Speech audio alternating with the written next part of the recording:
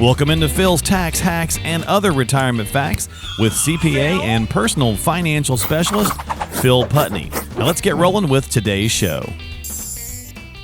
This week on Phil's Tax Hacks and Other Retirement Facts, Phil retired but still working. Why, right? So a lot of people find themselves in this boat, and we're going to talk about some reasons today why you might still feel like clocking in, even though technically you're at retirement age and maybe could pull the trigger. Obviously, money, Phil, is going to be one of those. We'll save that one probably for last. That makes the most sense. I want to talk about some other reasons, though, that people might still just want to go to work even though they could actually stay home and be retired. And so this week we'll dive into that. And I'm sure you've seen this often as well with clients or potential clients when they come in. So some good insights this week. I'm looking forward to chatting with you about it. How you doing? Doing good. Enjoying the summer. Good. So as we're wrapping it up. Well, yeah. And, maybe people want to stay in the summer, but maybe they want to go back to work, right? So that's right. We'll talk about that a little bit. Let's start with just the social connection aspect. I think for a lot of people, granted, we can make the jokes, insert any joke you want here about, the modern social climate that we have and how everyone seems to be antisocial and doesn't want to deal with people. But I think fundamentally humans still do want some sort of, interaction. And I think we need that, especially as we're aging. Right. And so a lot of people just say, you know what, the job's not that bad. I kind of like the people I work with. I'm going to keep going because it gives me that, that feedback. Yeah. I mean, it's, you've spent your career working with, if you've been at the same company, at least for sure, these individuals probably more time in a week than you do with your spouse, so it's a whole nother family, so to speak. And relationships that you developed and your identity sometimes gets tied up into that, that job and those social interactions. So yeah, I mean, it is a part of us as a human that we need. Yeah. So when you retire, that's a big void besides the money, that you got to look at, well, how am I going to fill that? I've had this outside and nothing wrong with spouses and interactions. That's great. But going from evenings and weekends to 24/7 for some spouses that can be a challenge. Well, so that was actually that kind of outside activities. Yeah. So. Yeah. It's funny that you say that because that's on my list as well.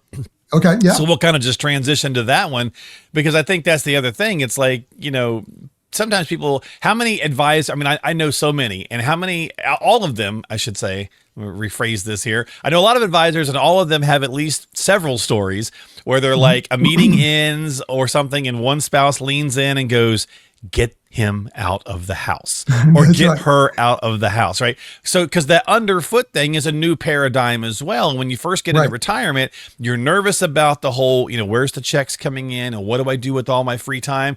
And that little hidden thing you weren't thinking about is, oh, I love my spouse, but if I'm going to kill him.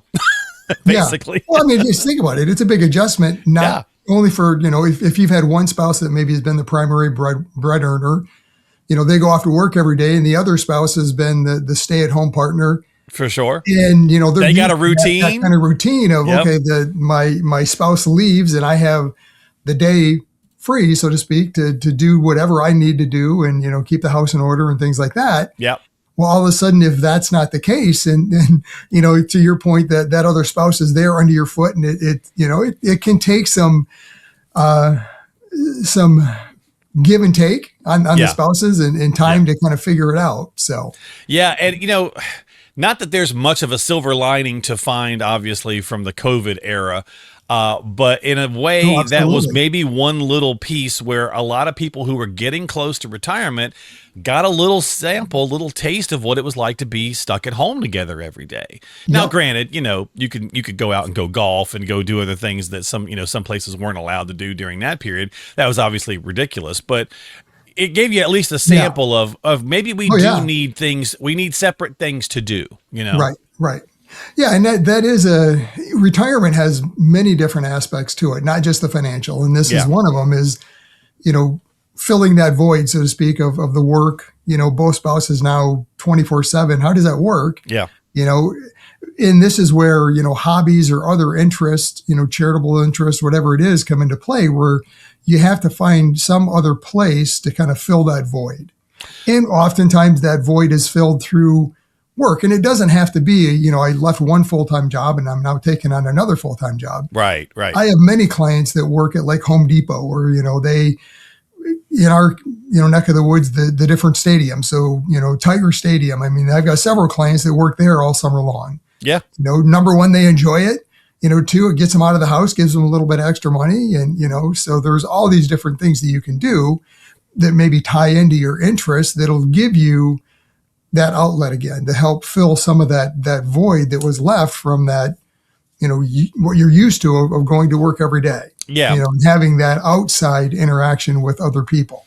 Well, and we often talk about retiring to something, not just from something. Yes, and some people, again, use it's just easier. I'll just stay here and keep working as that excuse. And that could be fine unless it's causing you some other issues that you certainly want to, think about.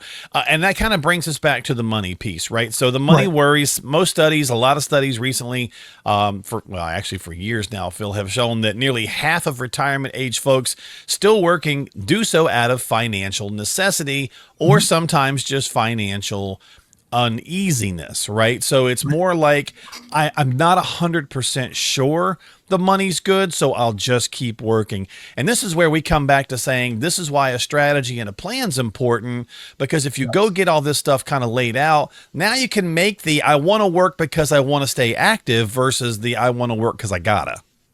Right.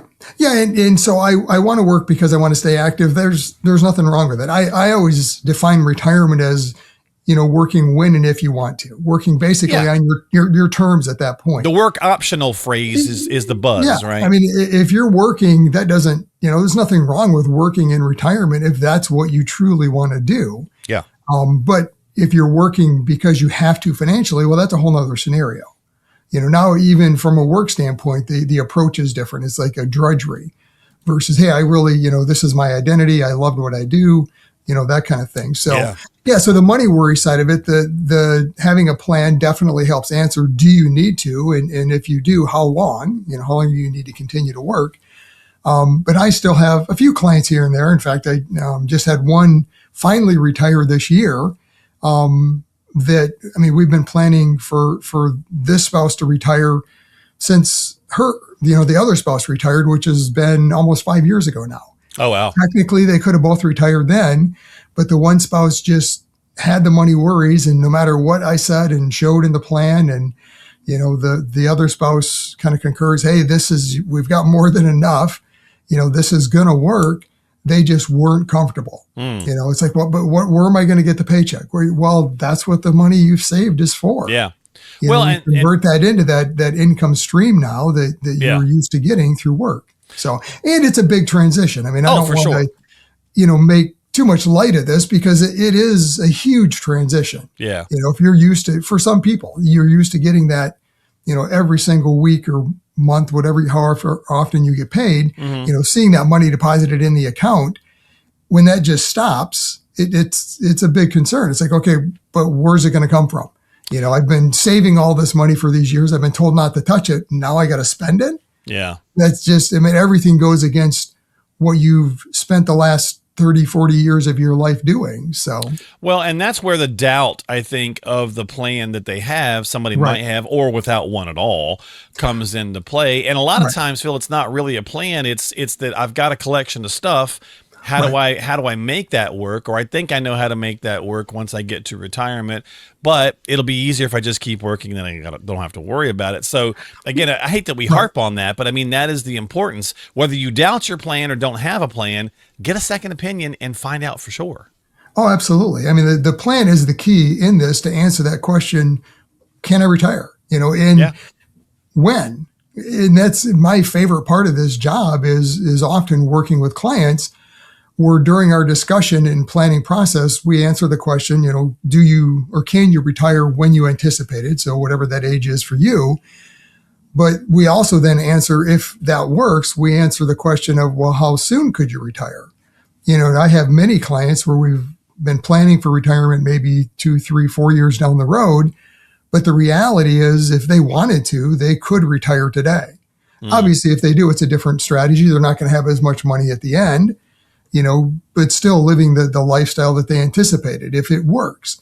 And I've had several clients as we've gone through that actually take me up on that, so to speak, and say, okay, hey, not right then, but right. A couple of months down the road, 6 months down the road, it's like, you know what?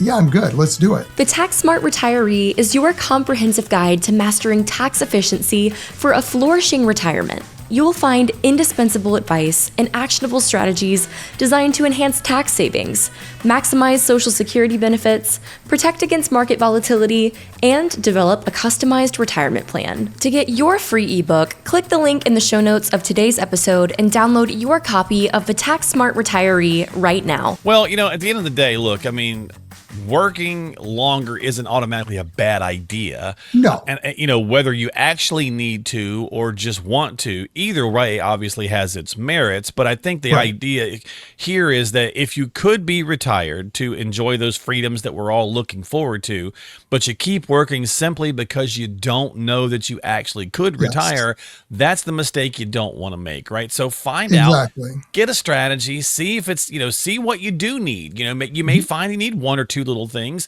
You may find you need nothing, but you just want it now. Just keep punching the clock because, hey, I like the people I work with, or it gets me away from my spouse so we don't argue, or whatever your reason is, but find out for sure versus just kind of guessing or eventually getting to that what if what would have happened if I'd have done this sooner. So if you need help, reach out to somebody like Phil, reach out to qualified professionals, and have your numbers and your information run to see where you stand. Oftentimes more people, they're in better shape than they realize, Phil, right? A lot of times they're like, oh, I'm never going to be able to retire.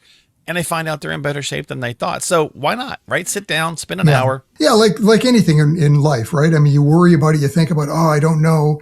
Well, if this isn't your specialty, then work with somebody that it is, right? Then get to know, Get the answer. Because now you can make an informed decision. Now you're working not because, well, I don't think I have enough. Now you're working because either you don't have enough and I've got to work until this day.